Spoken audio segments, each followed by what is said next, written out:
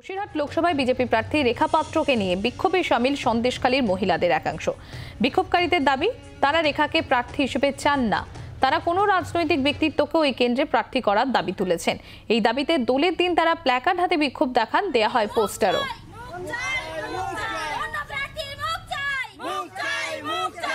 আমরা অন্য প্রার্থীর মুখ চাই। ও তো এসেছে আন্দোলনে, ও তো হচ্ছে কি ভোটের এতে আসেনি। যে সিদ্ধান্তটা হবে, কে দাঁড়াবে না দাঁড়াবে সেটা তো একটা সিদ্ধান্তের মধ্যে আছে, কিন্তু যে আন্দোলনে আমরা এসেছি শান্তির জন্য, ভোটের প্রচারে তো আমরা আন্দোলনে আসিনি। অন্য মুখ চাই, আমরা ওনাকে চাই। রেখা পাত্রকে আমরা চাই না, আরো অন্য কেউ প্রার্থী হোক, আমরা সেটাই চাই। রেখা পাত্রকে আমরা চাই না, আমরা সবাই আন্দোলন করেছি, কিন্তু আমরা রেখা পাত্রকে চাই না। আমরা আমাদের মধ্যে আরো আন্দোলনকারী আরো ভালো আছে, তাদের মধ্যে তা হোক। রেখা পাত্রকে আমরা চাই না। রেখা পাত্র রাজনীতি সম্বন্ধে কিছু জানে না, বেশি ও শিক্ষিত না, ঠিকঠাক সে সই করতে পারে না, সে কি করে এটা চালাবে। রেখা পাত্রকে চাই না এই কারণে, আর একটু শিক্ষিত বা সবার সঙ্গে চলতে পারবে, মিশতে পারবে, এরকম একজনকে চাই।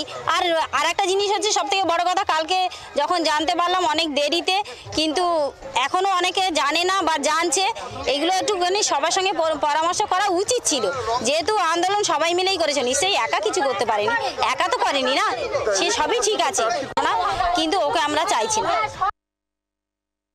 শুভেন্দু অধিকারী এই প্রসঙ্গে কি বলছেন শোনাবো আপনাদের।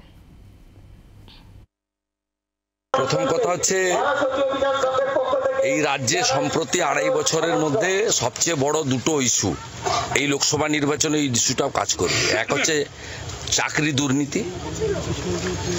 দুর্নীতি, পার্থ চ্যাটার্জি এবং অপার বাড়ি থেকে 51 কোটি টাকা উদ্ধার, পুরো শিক্ষা দপ্তর জেলে যাওয়া। এই যে দুর্নীতি ফাঁস করে যে লড়াইটা করেছেন, তার মুখ হচ্ছে অভিজিৎ গাঙ্গুলি, অবসরপ্রাপ্ত বিচারপতি। তিনি তমলুকে দাঁড়িয়েছেন। দ্বিতীয় হচ্ছে সন্দেশখালীর আন্দোলন।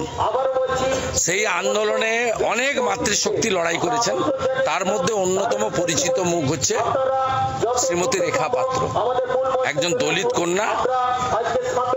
একটা মানুষের একটা 5টা আঙ্গুল সমান হয় না। অর্থাৎ যারা বলেছেন তারা যদি আমাদের শুভানুধ্যায়ী হয়, আমরা কথা বলে নেব। এর পিছনে যে তৃণমূলের কেউ নেই, সেটাও তো বোঝা যাচ্ছে না। বাংলার আওয়াজ, বাঙালির আবেগ, জি 24 ঘন্টা।